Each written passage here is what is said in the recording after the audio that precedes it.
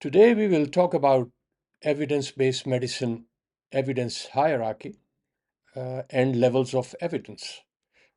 In doing so, we will explain what is the importance of study design. The information that I'm going to present today comes from these two books that I have authored, one concerning randomized controlled trial and the other concerning systematic reviews. I am Professor Khalid Khan from the University of Granada in Spain. Our presentation will define evidence-based medicine, will define also what is validity and precision in relation to study design, and how the evidence-based medicine evidence hierarchy emerges from these. So, to begin with, clinicians are expected to combine art and science, and the art comes from the belief, judgment, opinion that clinicians create for themselves in the process of practicing and learning uh, the, the art of healthcare. They also got to take into account the local context and their patients' own opinion and views. But what's expected is that they do not ignore, in fact, they give priority to patient centered research or empirical evidence in their decision making. So the combination of knowledge with their own opinions and beliefs is what leads to the idea of evidence based medicine. The idea offers a way of living the professional medical life. And in this way of life, every time there is a knowledge need identified, it should be framed as a question. Literature search should be carried out, and the identified literature got to be analyzed for its value. The rule of thumb used for differentiating between useful and not so useful evidence is called the evidence hierarchy. And sometimes this hierarchy is also called the evidence pyramid, or there are levels 1 to 4 attached to different types of evidence captured through the literature search. Now, once this evidence is analyzed for its evidentiary value, then that evidence, which is evidentiary, can be applied in practice, and the non-evidentiary literature can be discarded. Now, why is this important? Well, there are around 16,000 biomedical journals. They publish around 1.5 million articles annually through the PubMed database, which only captures around a third of the 16,000 journals. And within PubMed, there are around 3 to 5,000 citations of new published literature being indexed daily. Now, when there is such an avalanche of information being generated by scientists, uh, clinical practitioners need to separate the wheat from the chaff. They got to be able to quickly select evidence on which they will concentrate and apply critical appraisal, and other that will be discarded outright. So in order to make this initial differentiation, a simple rule or heuristic is required. And this simple rule or rule of thumb is called the evidence hierarchy. It's based on study design. So what is study design? Study design is simply a way of conducting a study. Typically, a study will take a sample of patients from a target population, and following their informed consent, um, obviously the study got to be approved by the ethics committee, and following individual consent, people taking part in the study can be divided into two groups. The groups are then followed up and outcome data collected, and using the outcome data, a result or effect can be calculated. The effect or the result normally comes as a point estimate and a confidence interval around it. So the rule of thumb or evidence hierarchy uses the study design to determine what type of evidence presented in the published articles should be considered further.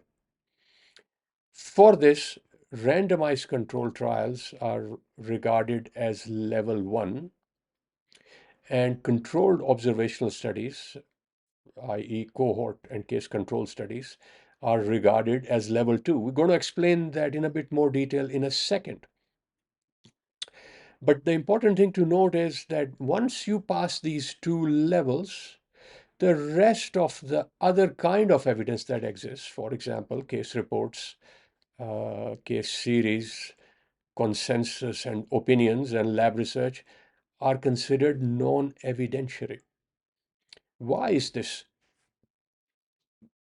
Well, the key point to consider here is validity. Validity means that the results obtained from a study are true for the sample recruited in the study. Now, once the reader can be convinced that they are going to find true results, they can then be convinced that they can use this information to inform their clinical practice and policy. So that is why study design, which is the Achilles heel with respect to validity of the study or the truth of the result concerning the study's sample, is what is determined to create the 4 levels in the evidence hierarchy. Now, all of this happened before this millennium started, and at that time, the literature was seeing a rise in publication of the numbers of randomized controlled trials. It has also been noting an increase in multi-center compared to single-center trials. But now this number of publications in the last decade has stabilized between 25 to 30,000 a year, considering the trials indexed in PubMed. So the original evidence hierarchy had its limitation linked to the type of literature available. So when people conducted searches, they found randomized trials and cohort studies and other types of evidence, and it was necessary to distinguish the good and the bad and the ugly within those original studies. Validity was used to create the hierarchy, and it referred mainly to primary studies or primary data. But see what's happened in recent years. The numbers of systematic reviews have far outgrown the number of randomized controlled trials. And you know what is a systematic review? It basically combines a number of primary studies together into a single paper, and where it uses meta-analysis, it can create a combined result that has a much greater level of precision than any of the individual studies included. So now we have the possibility of not only considering validity, but also precision or the width of the confidence interval of the result in refining the evidence hierarchy. And the new elements in the evidence hierarchy consider both validity and precision. So within level 1, we have level 1A, which is meta-analysis, giving now an additional importance to precision along with validity over and above individual randomized trial, which will be level 1B. Indeed, there are other issues to consider. For example, the heterogeneity and the risk of bias within the studies included within a meta-analysis. But the moment you begin to consider additional factors, the hierarchy no longer remains a rule of thumb. It becomes a little bit more complicated. And this is considered in more detail under what is called grading of evidence. And we'll cover that in another video.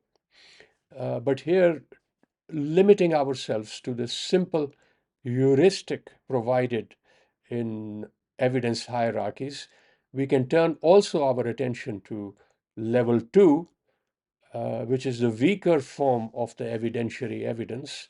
And here we can again see that meta-analysis of comparative observational studies, for example, cohort studies, would be ranked as 2A compared to cohort studies on their own. And case control studies would fall a little bit below this level of evidence.